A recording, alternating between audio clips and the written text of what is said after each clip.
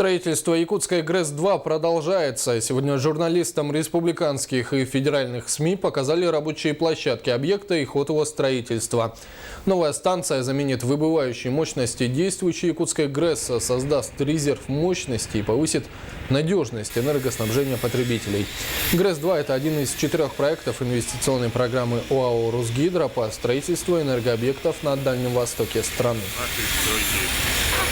Но самое ответственное, я думаю, что это была организация самого процесса строительства.